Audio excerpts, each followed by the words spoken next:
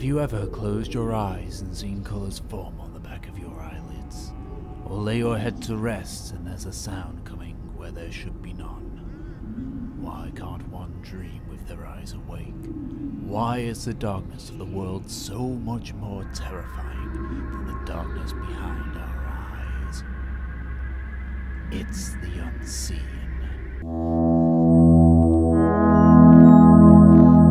The world of indie horror is a strange place. On one side you have big games like Layers of Fear and SCP Containment Breach or FNAF. On the other, you have games like IB, Aeoni and Corpse Party. And then you get ones like these. Close Your Eyes was originally a Ludum Dare game, a 48-hour game jam, before being improved upon and released on Steam as Close Your Eyes Final Reduct. It also contained Girls Graveyard, another Ludum Dare game done by the developer as DLC. It also has a free linking game and a sequel or spin-off or anniversary of sorts, but we're going to deal with the main game. We're going to look at the base game that was released on Steam known as Close Your Eyes Redux. Now before I begin, I need to make something absolutely clear. The developer is one of my closest friends, and he gave me the Girls Graveyard DLC for absolutely free. So I'm saying this because I want to make it pretty clear that there might be some bias. I'm going to try not to be, but I feel that this is important information to disclose. With that said, let's go ahead and look at this game. The story begins with an introduction from an elusive man. Shepherd. No, wrong elusive man. This guy, this green pinstriped, green skin, green hair. He's got a lot of green man, simply known as the host, who introduces us to what we can assume is a show. And we find out that our main character is being hung. But the rope breaks, and we are visibly introduced to our main character, only known as Marshmallow Monk. Marshmallow Monk is absolutely adorable. The easiest way to describe the visuals are basic but effective. For the most part, you know where everything is. You know what everything is. But it's simple enough that it has that kind of children's drawing kind of feel.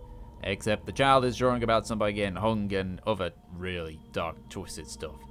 That said, the animation is incredibly basic. This is an RPG Maker game, and by default, each sprite only has around 3 frames of animation. For the record, this is about the same number of sprites as an NES game, if not less. Personally, it's a bit jarring. I grew up in the 16-bit era, so I'm not entirely used to such few frames of animation. Minus Gunstar Heroes, but that game was done off suddenly enough that you don't even notice. The big advantage, though, that the visuals do is paint a dark and oppressive atmosphere, similar to games like Silent Hill, if, again, a bit more basic. The best visuals are drawn by an artist known as Rinks, and frankly, they are really good. My favorite is this one involving the host. I mean, look at this! Just the angles, the lighting, the whole fact that host is being a smug bastard, it's really well done. Which does hurt the rest of the visuals, especially when they get a little weird. The game is a mix of a puzzle and walking simulator.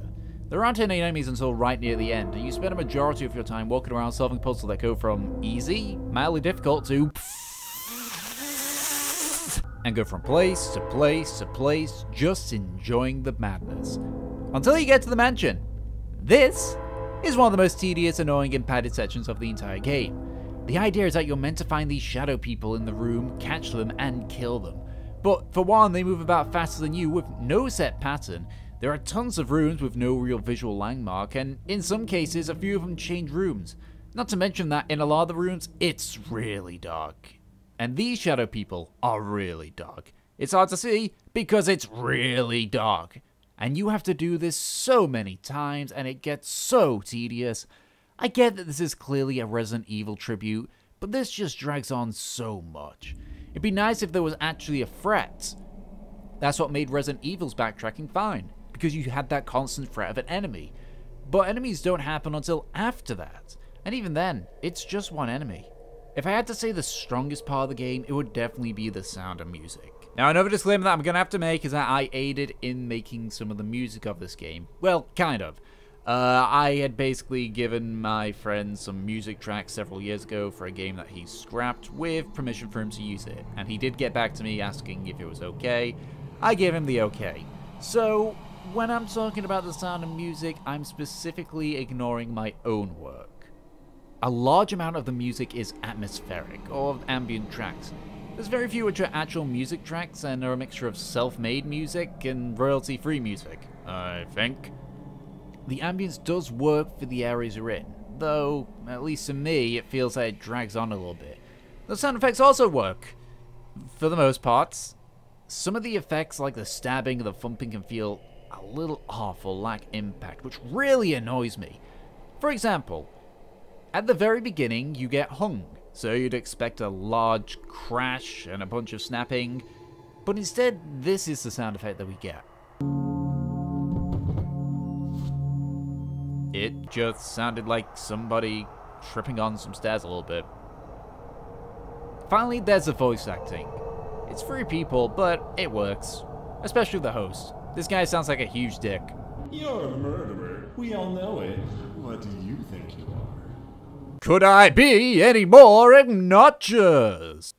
Also, fun fact, if you go into the game files, you too can own the entire RPG Maker MV soundtrack because they're still in there. For some reason. Should to clear that up in post. Honestly, the weakest part of the game is the story. See, with the horror games that I've played, all 5 of them, they can often be vague, but you can connect the few parts here and there. Or later on, you get reveals into such things. Like how Silent Hill explains Lisa, or how you get to where you are in Amnesia. But close your eyes, it has nothing. You walk around these areas, you go between different sections, and I don't mean like Silent Hill's jump to the other world. I mean one area in a subway, then,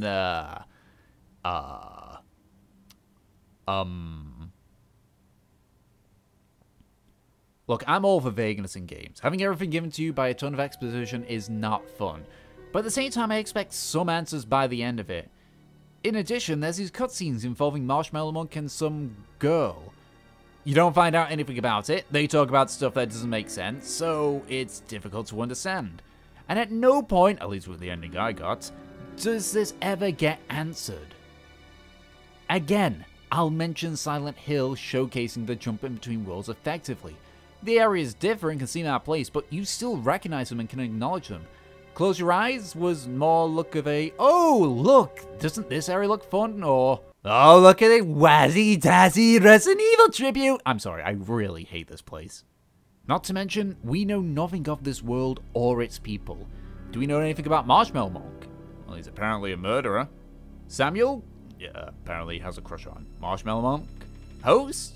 I mean, he's an asshole. If the reason was to try and make all the characters vague and hard to read, well, you can still do that and still have an idea of what their place in the world is. We know G-Man is part of some higher level thing in Half-Life. We know a decent chunk about Gaster by only theories on his disappearance, but he's still interesting enough with an air of mystery. This guy? This one? Her? We don't have a clue. The only thing I can hope for is that some of these questions are answered in Close Your Eyes too. But at the same time, it's annoying that we have to wait for a sequel for answers. Again, Silent Hill, I know. I keep going back to this, but this is a really good example of a good horror game that is vague but still tells you stuff. You find out various bits of information throughout the story, and even though you leave with a lot of questions still, you at least get some answers. In Close Your Eyes, you don't. You just walk around, see various things, read various stuff, Host is smug at you a couple of times, and then you kill yourself. At least, that's the ending I got. Close Your Eyes at the end of the day is a niche horror game.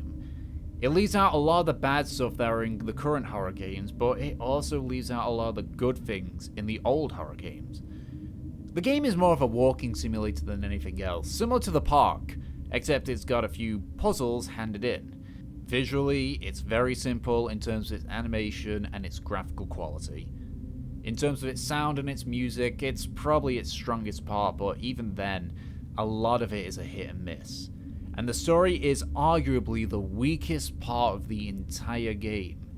It would have been easier if they just didn't bother with a story, but instead they did. The only thing after that makes this game weaker is the padding of the mansion. I get it. Resident Evil was a revolutionary thing when it came out, but it missed out a lot of the things that made Resident Evil good. Still, if you like weird-ass horror games, then you'll probably like this one. If you want a horror game that has some structure while still retaining an air of mystery, you're probably going to want to move on for something else. That said, the game is free to download on Steam. The only thing that you get with the DLC is the Girls' Graveyard game, which was just something made in a Ludum's Dare. So, you can just play yourself and find out. But, you know, it's only an hour long, so, hey, you're not exactly going to lose a lot if you don't like it.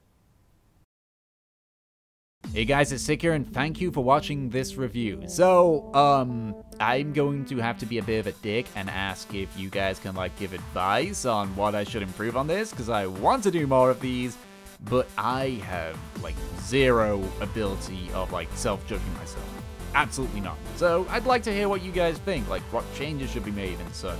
And I'll definitely look into them. Can't guarantee that I'll do them, but I can at least promise I'll look into them. Anyway. Thank you all for watching, have a happy Halloween, and I'll catch you all next time. Bye-bye!